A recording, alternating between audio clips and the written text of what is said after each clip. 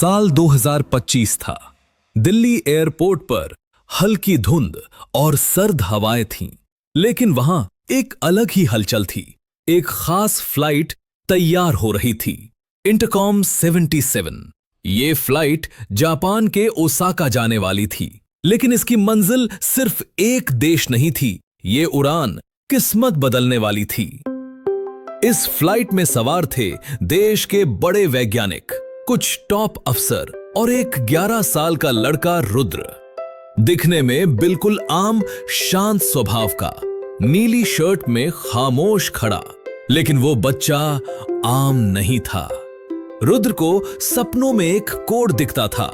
हर बार कोई बड़ी घटना होती, कोई हादसा, तो वो कोड पहले ही उसे दिखाई देता था। वो कोड 24OM। ना जाने क्या था, लेकिन रुद्र को लगता था ये कोई संकेत है। उसी दिन उसी एयरपोर्ट पर एक साधु खड़ा था, सिर पर जटाएं, आंखों में अजीब सी गहराई और शरीर पर भस्म। लोग उसे कहते थे नील गुफा वाला बाबा।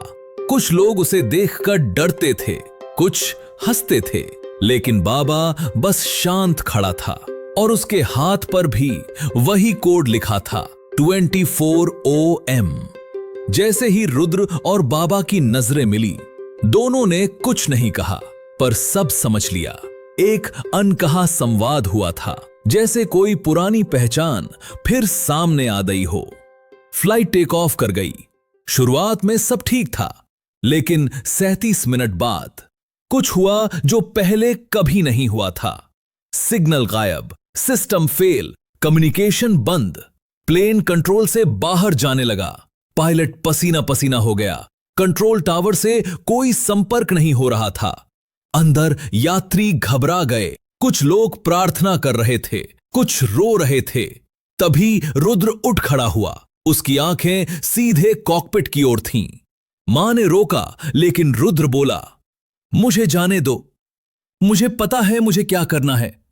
पायलट ने झिड़क दिया, ये जगह बच्चों के लिए नहीं है। तभी बाबा उठे और पहली बार बोले, इसे जाने दो, ये कोई बच्चा नहीं है, ये इस उड़ान की आखिरी उम्मीद है। सन्नाटा छा गया, कोई कुछ बोल नहीं पाया। रुद्र कॉकपिट में गया। उसने अपनी डायरी निकाली, वही कोड 24OM उसने कंसोल में डाला। सिस्टम ने झटके से रिस्पॉन्ड किया। रेड लाइट्स ग्रीन हो गईं। कंट्रोल वापस मिल गया। प्लेन संभल गया।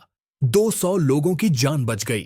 फ्लाइट जब सुरक्षित लैंड हुई तो सभी ने चैन की सांस ली, लेकिन बाबा गायब थे। ना कोई सीसीटीवी फुटेज, ना कोई रिकॉर्ड। वो जैसे हवा में घुल गए हों। रुद्र की डायरी अब खाली थी। सिर्फ एक लाइन चमक रही थी, शून्य ही शिव है। क्या ये चमत्कार था या कोई दिव्य योजना? आप जो भी माने, एक बात तय है, जब दुनिया को बचाना होता है तो भगवान किसी भी रूप में आ सकते हैं।